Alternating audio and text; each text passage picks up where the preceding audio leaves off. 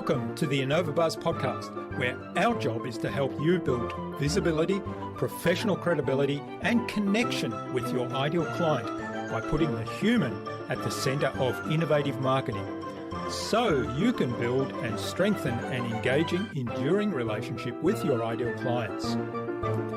I'm Jürgen Strauss from InnovaBuzz, and I'm honoured that you're here with me.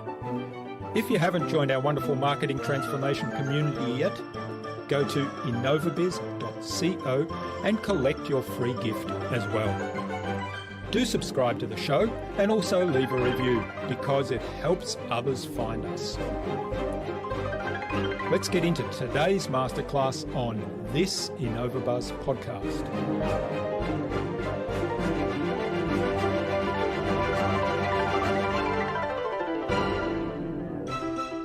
The shift to outcomes is a really big shift happening in the B2B market space. And here's really how you need to think about it. Experiences matter. Experiences are the method. Outcome is the goal. Time to value is the metric.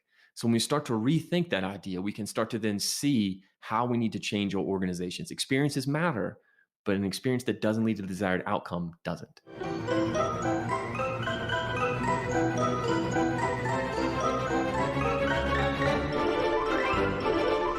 Welcome back. I hope your week's been totally awesome so far.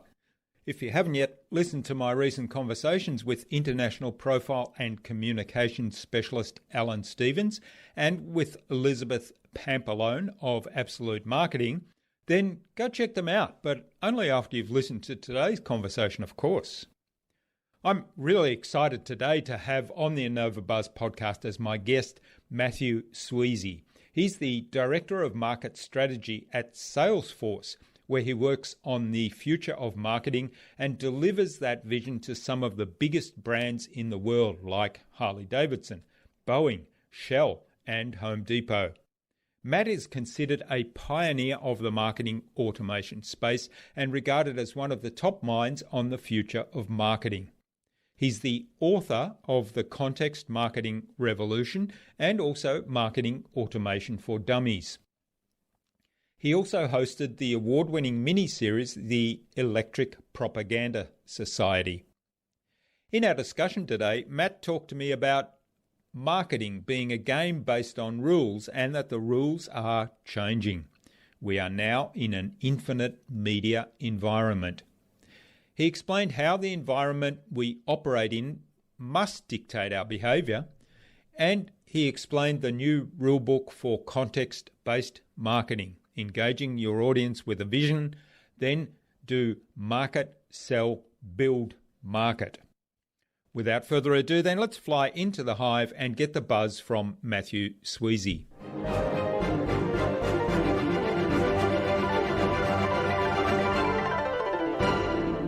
Hi, I'm your host, Jürgen Strauss from InnovaBuzz, and I'm really excited to welcome to the InnovaBuzz podcast today from Boulder, Colorado in the USA, Mathew Sweezey, who's the Director of Marketing Strategy at Salesforce. He's the author of The Context Marketing Revolution and host of the Electric Propaganda Society mini-series. Welcome to the InnovaBuzz podcast. Hey, thanks for having me. Glad to be here. Great to have you here, Matt. Now, Mark Schaefer, who was our guest on episode 34, episode 324, not 34, 324 of the InnovaBuzz podcast, suggested that we have you on as a guest. So big hello to Mark. I was chatting with Mark 2 hours ago. All right. Yeah. Yeah. So, yeah, we had a lot of fun talking about his marketing book, and I know he's got a new one coming out or just come out, so have to just came out. Yeah. All right. Now, before we start talking about all things marketing, what is it that drives you, and how does that shape what you actually do today? Ooh, what drives me? What drives me is really finding the future and really kind of pushing the edge of this concept or this idea of marketing. I love the topic, but I also love the future. So I kind of combine those two things and kind of really sit in that spot. Mm-hmm. All right. And your role at Salesforce, what does that encompass? Yeah. So Director of Market Strategy. So I really focus on the future of marketing. So I own that as a POV for the organization. So doing a lot of research, doing a lot of writing, working with a lot of customers, Really just trying to figure out what the future looks like and then what should we be doing in that future. All right. Well, let's talk about the future of marketing. I mean, I think I can't remember the exact date now. Back in 2009, you talk about in your book where the consumer-generated content suddenly took over the mainstream media content, and now we find ourselves in a very noisy marketplace, and that's brought about some necessary rethinking of marketing. So talk to us a little bit about that particular issue. Yeah, so let's get super nerdy. So I'm a super nerd on this topic. And what I don't want people to think about is 2 steps back. The core thesis of my book is why we need a new definition for marketing. That's the core thesis, what I wrote about. I argued against the common definition of marketing and said that's the wrong idea. And I used theory called media theory. And so if you're familiar with a gentleman named Marshall McLuhan, he's known as Canada's greatest thinker, wrote The Medium is the Message. There's tons of books that he wrote about. I actually worked with his son and grandson on this theory and on this book. And so what you have to realize is media environments dictate human behavior. When the media environments change, humans change. And why is that so critical? Because the role of marketing is to drive motivation in a human. But if we don't understand how they actually are motivated and how the environment motivates them, then we miss the point. And here's where I'm really going at with this. Marketing is a game. It's a game that we play, and the rules are set based on the environment that we operate within. Now, there's some things that have always been true that we think will always be true. But the reality is those truisms just came out of the best game to play at the best time, such as there's no such thing as bad press.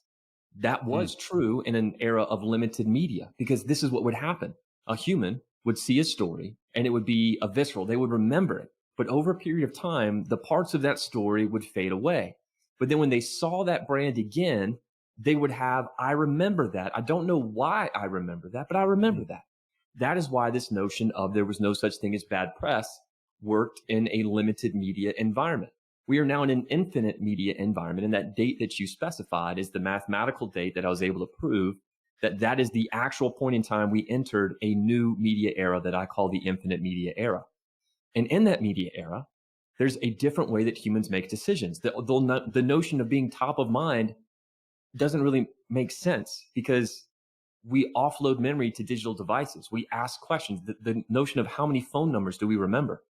And now then you ask the question of, well, what is even true of this notion of considered versus non-considered purchases? And now what we start to see is even things that are traditionally non-considered purchases, like toothbrushes, are now considered purchases because they can be. Because an individual has a mobile device in their hand that is connected to an infinite amount of data, an infinite amount of information that they can access, and most importantly, that they trust. And so now they start to make decisions in different ways. And so that's really the underlying thesis of what we're talking about, is we have to have a new definition of marketing attuned to the new media environment. It's not just that consumers make more noise. This is a whole new world of how we connect, how we create, how we are motivated, how we think, how we live. And so that's why we need a new definition. We just can't take old games that were made for a different time and try to retrofit them for this new era. We have to come up with completely new ideas. Yeah. And one example of that probably is reviews, online reviews, which, I mean, I find myself checking those all the time for purchases, even as you say, for something as simple as a toothbrush, because it's so quick and easy and convenient. So you can see what other people have said about particular things, or what reputable organizations have tested particular items and reported on, so that you have that information at hand. And like you say, in the olden days, that information wasn't necessarily at hand, and you just remembered, oh, I think I've read about that somewhere, but it may have been bad information, and that part you've deleted. Yeah, and take that a step further, right? So don't just think about this as that there's more noise and that consumers can create different stuff. Start to then move to the next part of, well, then what do we do about that? Well, what you just talked about is a co-created method, right? Someone created content about that brand. And if that brand was savvy, they would be working with their marketplace to ensure that in the moments along that customer's journey, that they are finding that stuff in context. And that's what we start to mean by context. It's not how do I take something and make it contextual, as much as it is what is in context of the moment that the individuals find themselves in, and how do we get in context with those moments. And to your point, that's exactly what you just did, is that when you search for a review, what you were looking for is trusted information. What we perceive as trusted is totally different, because what you just said is, I'm looking for content from others. I'm not reading reviews from the brand. We understand that's biased. What we're doing is we have a new way that we trust. And if we're not aware of that as a brand, and we're not ensuring that we're focused on doing those things, then we're not going to be in context of those moments. Yeah. And we will break through. Okay. And what can businesses do to position themselves in a better light with their marketing, so that they are in, or they're presenting the right information at the particular context where people are likely to make a buying decision? Yeah. So first off is we have to erase ideas such as the one you just proposed, which is right message, right person, right time. Theoretically, that was a game that we thought would be a good game to play. But let me ask you a question. The apex of this theory is called Google AdWords. What is the conversion rate on a Google AdWord across the globe, right? If we just say, what's the ballpark average conversion rate of Google AdWords? What is it? Yeah, I don't know what it is, but I haven't used AdWords. Sorry? 2.34%. That's the average, which means that there's below that and above that, right? That's across the globe.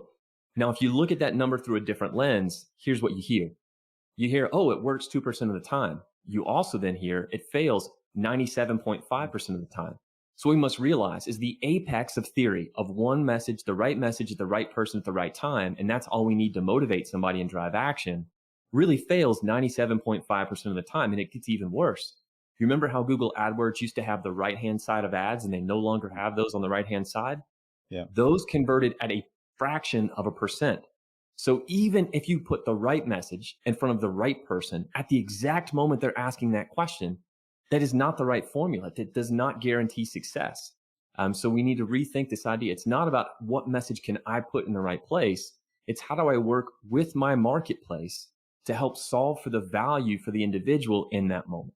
And when you reframe it of how do I understand what their value is and how do I solve for it, it's not me, brand, creating message to convert you. It's how do I then reach and then figure out what your value is and then work with the marketplace to deliver that value. So the question you have is, what can brands do? Step one is they can move out of this idea that they're the ones that need to be creating the messages and realize that they must work with their marketplaces to create these experiences. And that word is called co-creation. And that word happens at every moment across the customer journey. It doesn't matter if it's what content are we creating all the way through to the support that we're providing. When brands work with their marketplaces to do things, they break through in new ways and they decimate industries, right? Here's one of my favorite examples, Tesla. Let's look at Tesla versus Mercedes-Benz and talk about co-creation.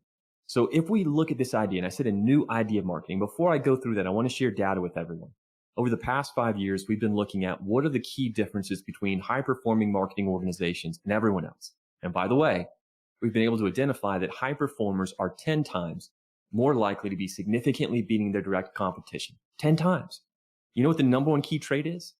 It's full executive buy-in to a new idea of marketing, where marketing is not the siloed department who creates messages. They become the owners and sustainers of all experiences across the customer journey. With that, these organizations change. So let's look at this example of Tesla versus Mercedes-Benz. Mercedes-Benz, an old company, at 2017, they're the number one luxury car manufacturer. Marketing is an old idea because they've been running it for so long and they were good at it. They didn't see any reason to change, right? Now, their average advertising cost per unit sold for just this one specific model, we don't get into the details, $926. And of that one model, they sold 86,000 units, which is, you're like, oh, that's probably pretty good. They're the number one luxury car manufacturer. What also happened in 2017? Tesla launches the Model 3. The Model 3, the average advertising cost per unit sold of the Model 3 is $6. That's 1/150th of what their closest competitor, Mercedes-Benz, was spending on a similar model.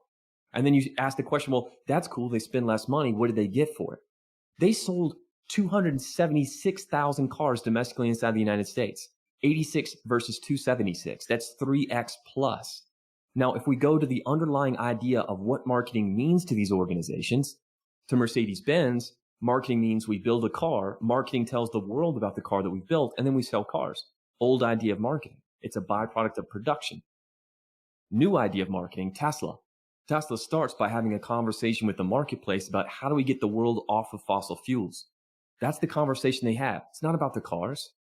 Then they do is they say, listen, for us to do this, for us to achieve this goal together, you need to help fund this idea.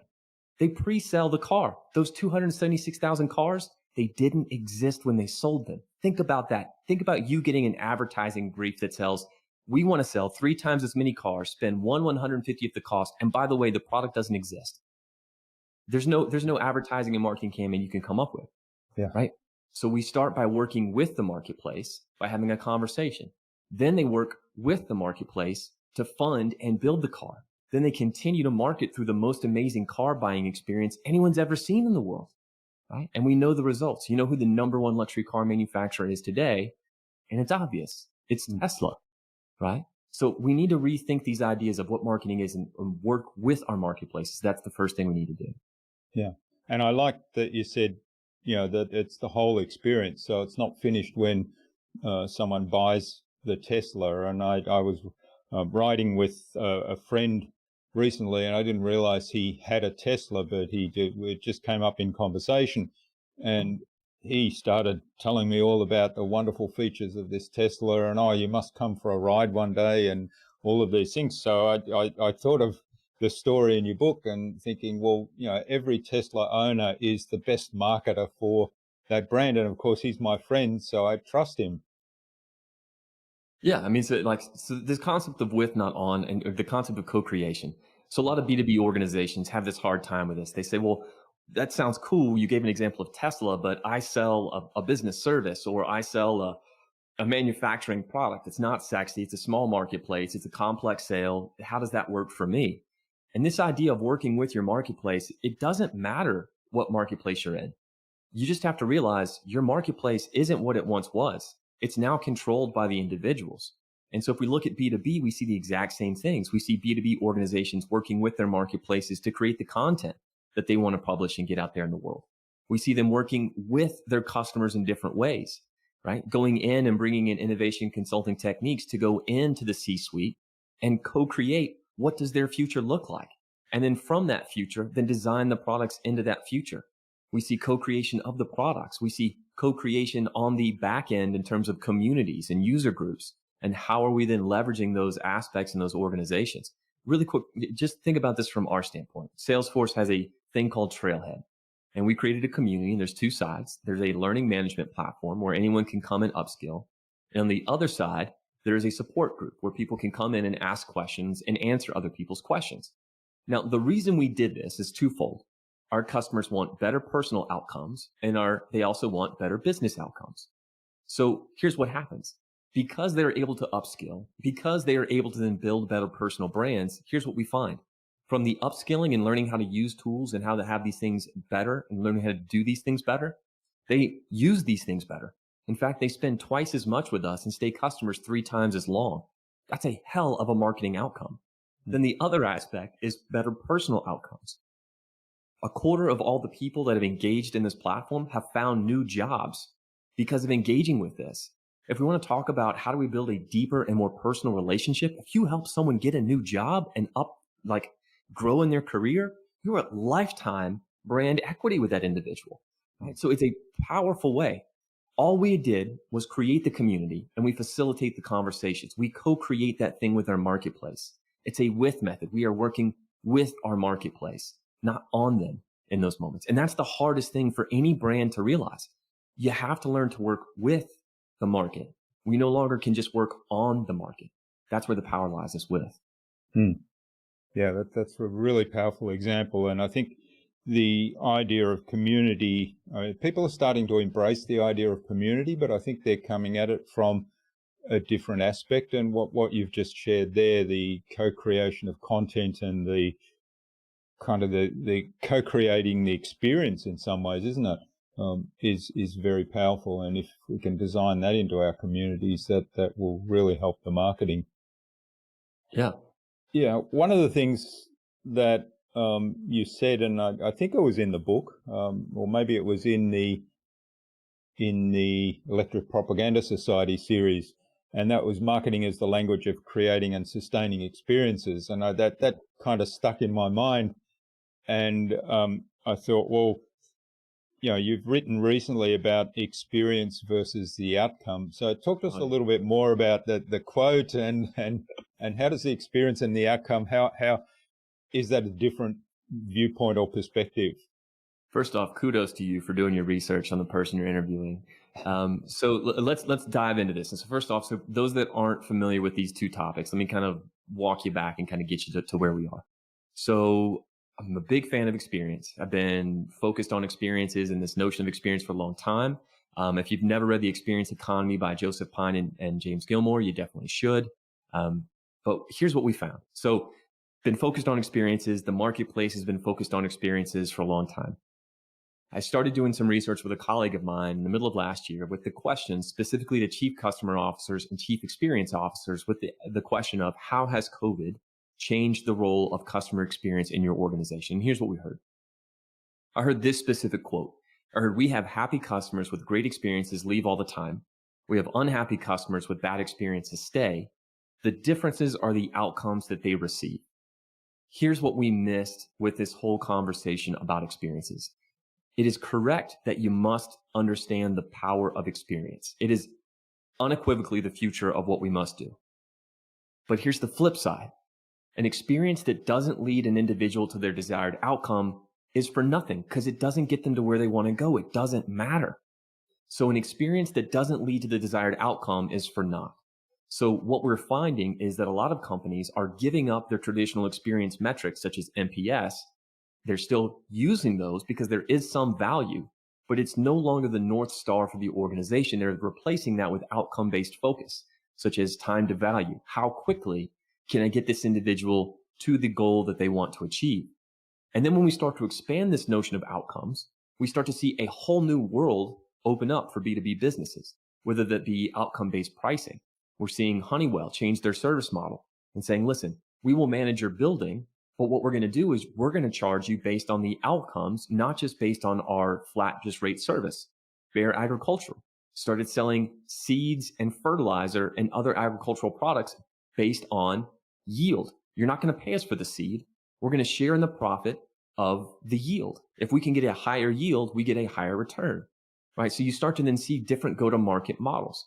Then here's what the really cool part is then once an organization is able to operationalize this idea and orchestrate outcomes, this is a key word, orchestrating outcomes. Because when you look at any key outcome a customer desires, it's not one single team that owns that. There's lots of different people. And so as a part of digital transformation, the move out of silos into smaller functional teams focused on key moments of the customer journey, those need to be focused on delivering the outcomes of that moment. When an organization can deliver the outcome, they then have a different path or a different go-to-market model. Let me give you an example. We heard one enterprise software company saying, listen, we're asking ourselves the question, are we a product company or are we a service company? This is a big shift. This is a SaaS-based product already. Asking the question of now, are we really a service-based organization? When they have the ability to deliver the outcomes efficiently, they now are going to market in a different way. They say, we don't need sales teams anymore. We can actually have somebody walk into a freemium product and we can get them to their outcome extremely efficiently. We don't need any of that other stuff. And so now there's a different go-to-market model. Then you look at outcome-based pricing, outcome-based selling methodologies, and then outcome-based service methodologies where we're starting to measure time to value rather than just what was the experience and what was that impact. So the shift to outcomes is a really big shift happening in the B2B market space. And here's really how you need to think about it. Experiences matter. Experiences are the method. Outcome is the goal. Time to value is the metric. So when we start to rethink that idea, we can start to then see how we need to change our organizations. Experiences matter, but an experience that doesn't lead to the desired outcome doesn't.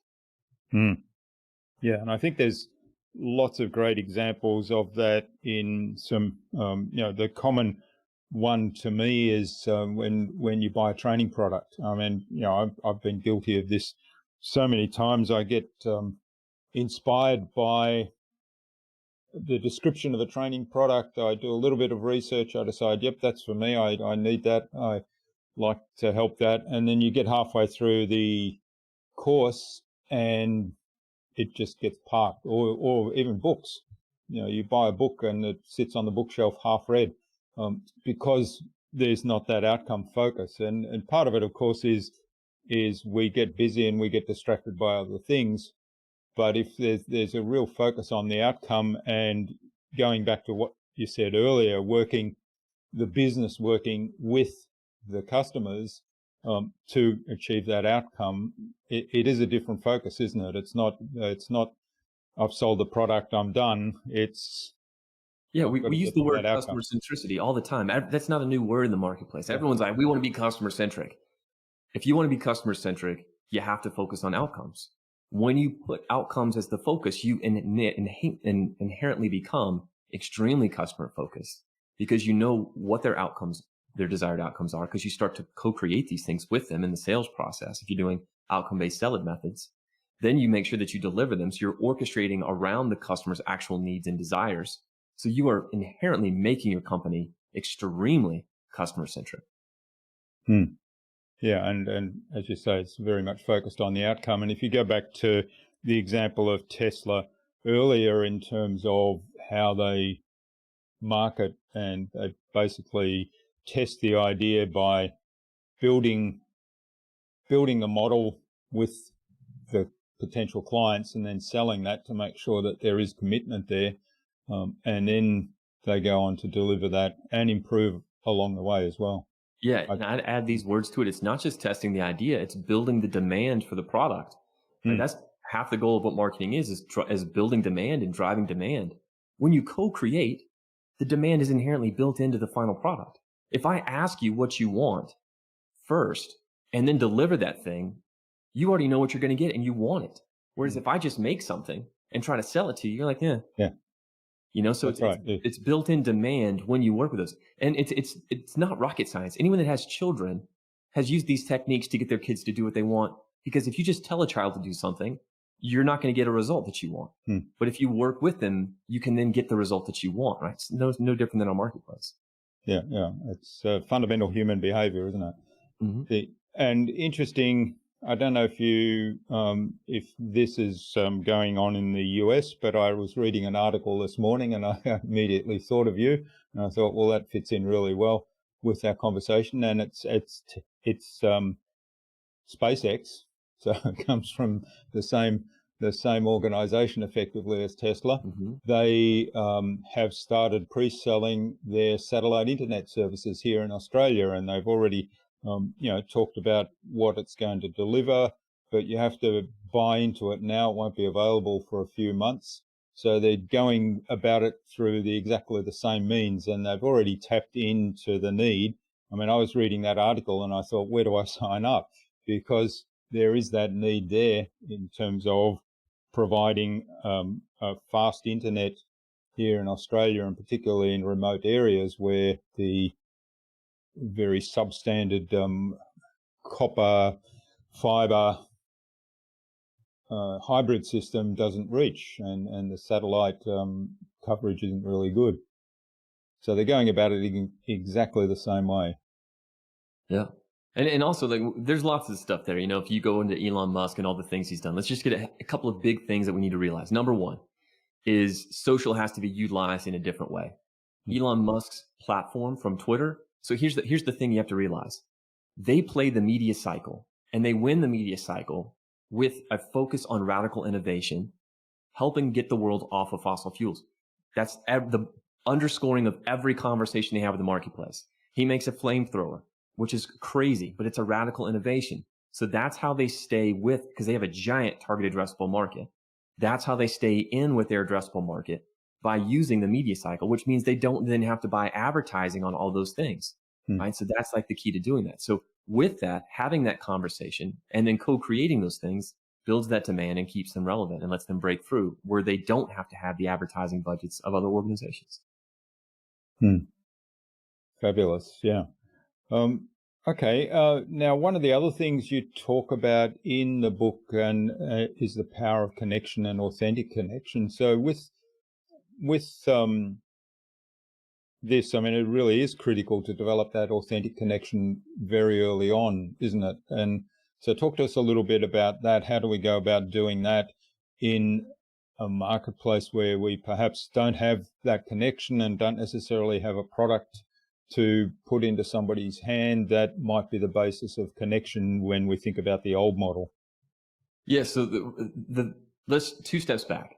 What does authenticity mean in our current time and in the future? And you have to look at it through that lens first. What we used to think authentic meant was a brand writing some message that is authentic, and that still can apply. And in that lens, we then have to ask the question, then what is authentic? And you go back to that statement that I said, consumers are the largest creators of content in the world and on the planet. Individuals know the difference. Here's a really good example. And let me ask you and everyone in the audience this question. I love this question. Do you do A or do you do B? How do you manage your email inbox? Do you wake up in the morning, open your email inbox, open the first email, start to scan the contents, decide if you want to continue reading it, then do what you want to do, go to the next email, open it, start to scan the contents? Or do you do B? Do you scan all the subject lines, delete the crap, and then work on the rest? Do you do A or do you do B? B. B.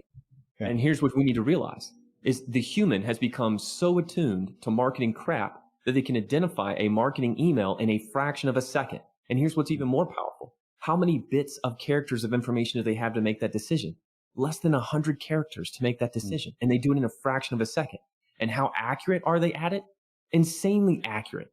It's very rare you delete an email and then go back to your your deleted email folder because you mistakenly deleted an email. It doesn't happen, right? So here's what we have to realize is when we are presented with so much content, we are trained to recognize what is human versus what is not human. And marketers are trained to write content for the old era. They're trained to write content to say, how do I write one subject line to convert the masses? And when an individual reads that, it comes across very clear as this is a marketing email not designed for me. And in the book, I use a really good example of a LinkedIn message that came from a person which is horribly written, which is all about why I should buy from them, compared to one that was extremely authentic from an individual, which was just 3 sentences long. And that's it, right? We have to realize authenticity is about what is the context of the modern media world?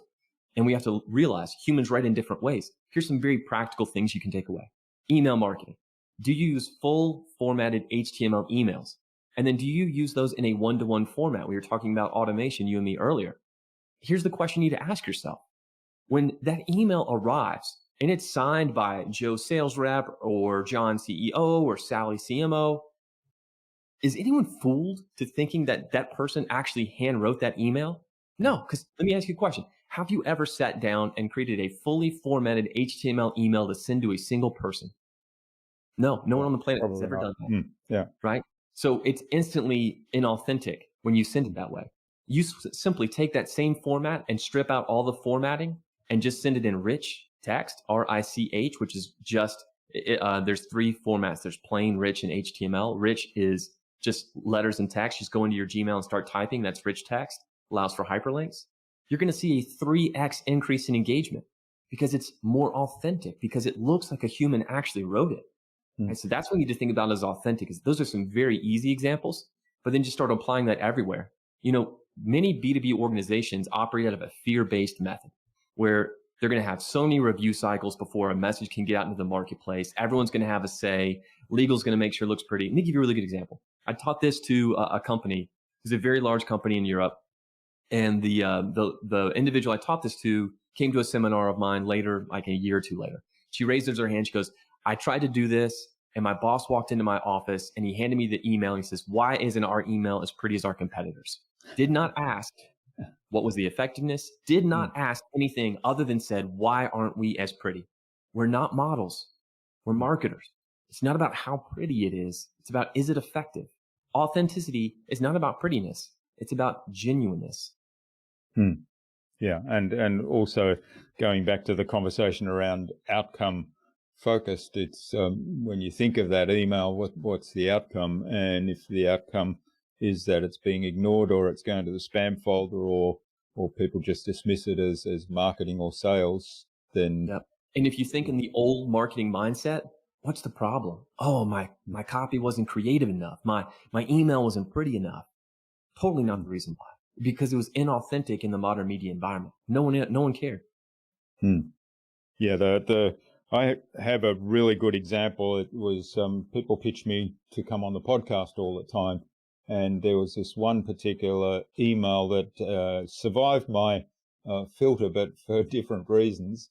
And it said, loved your podcast episode with XYZ. And I thought, I've never had XYZ on my podcast. And then I read on and it said, oh, that's right. Yeah, it started off, dear so-and-so, and this person's name was somebody else. And it happened to be a previous guest on my podcast, so I recognized the name, and that might be why I was curious.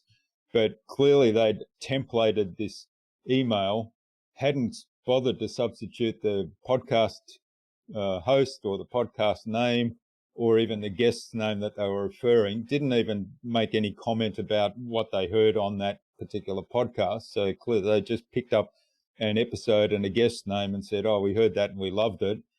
So very templated, nothing personalized about it. And to me, that's kind of the total opposite of the authentic thing. Exactly right. And we all know the end of that story. Yeah, that's right. All right. Well, this has been absolutely fabulous, Matt. Now, I could go on ages talking about marketing, but we don't want to spoil the book for anyone. So I suggest go and read the book, The Context Marketing Revolution, and there's a whole lot more in there about the ideas that we've talked about. I think it's a good time now, though, to move on to the Buzz, which is our innovation round, and it's designed to help our audience who are primarily innovators and leaders in their field with some tips from your experience. So I have Awesome. 5 questions that hopefully you'll give us some really insightful answers and inspire the audience to go and do something awesome today. I'll try. All right. What's the number one thing you think anyone needs to do to be more innovative? Number one thing people need to do to be more innovative is make sure they embrace this notion of facilitation. The idea of how we get to ideas, it's a process. And facilitation design, understanding how to work with the marketplace, going back to that work with concept of bringing in more diverse opinions and ideas. That's the key to innovation. It's not just having some brilliant person in the room. It's having a defined, well-oiled process. And facilitation is a skill. You need to have a good facilitator. Yeah, I love it. And bringing about conversations that are meaningful and can then lead to an exchange of ideas or enhancement of ideas and joining the dots between maybe disparate ideas or what appear to be disparate ideas at the beginning. Mm-hmm.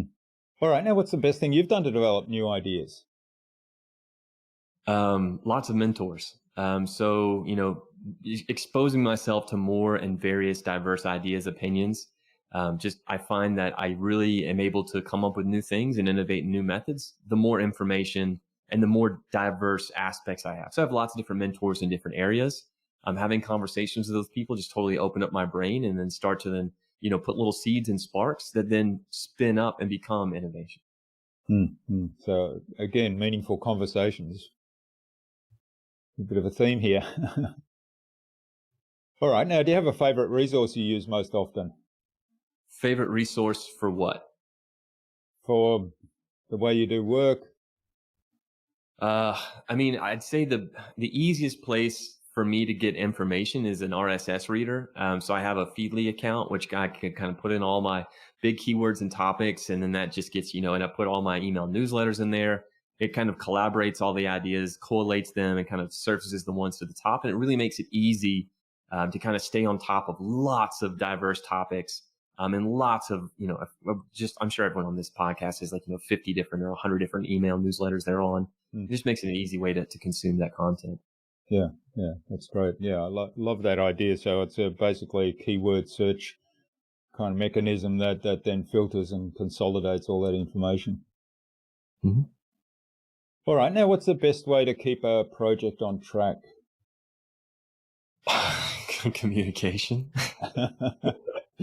I'm a big fan of agile methods. So Kanban boards, facilitation, having meeting structure, just all of the basics. There's so many things that people just don't know you're supposed to do. Just have an agenda for a meeting. Once that agenda is set, give everyone their time back, be diligent with the time. The goal is not to take up all 30 minutes or an hour.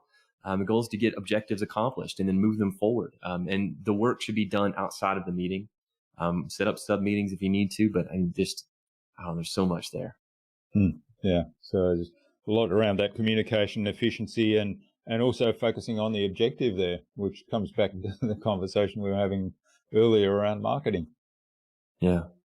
All right. Now then, what's the number one thing you think anyone can do to differentiate themselves? That's honestly, and there's no answer to that question. The way I believe marketing is specific to you and your marketplace.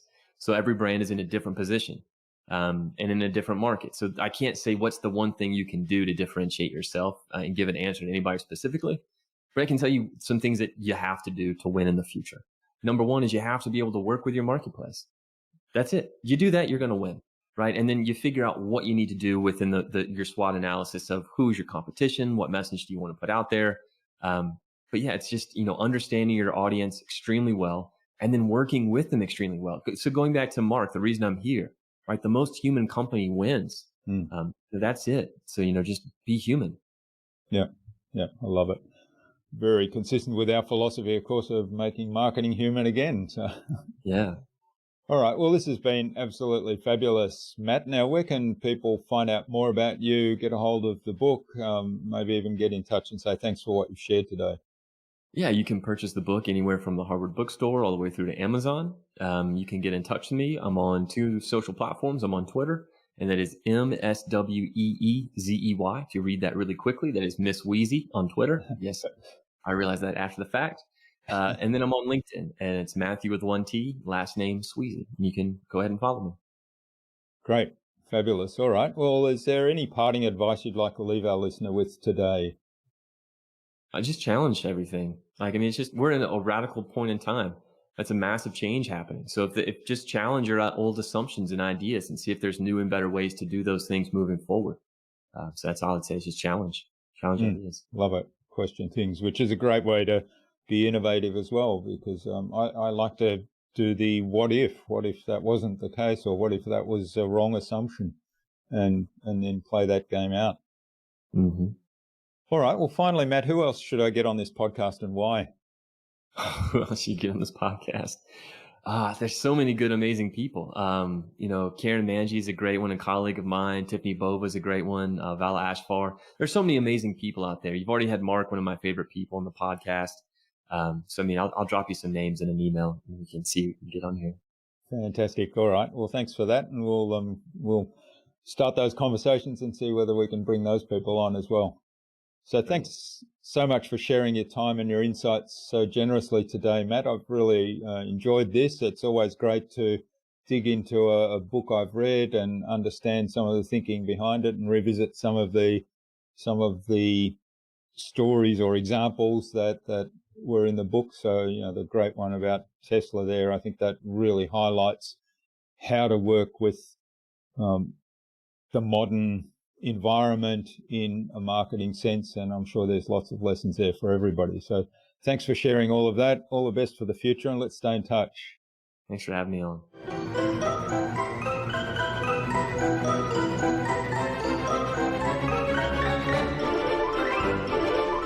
I hope you enjoyed that really engaging and informative conversation with Matt and took something away from his episode. I love the whole idea of co-created content with customers and Matt's principles of working with the market and facilitating the conversations with the marketplace. I'd love to know what you took away from Matt's episode. Leave a comment below the blog post, which you can find at innovabiz.co/Mathew Sweezey. That is MathewSweezey. All lowercase, all one word, innovabiz.co/Mathew Sweezey.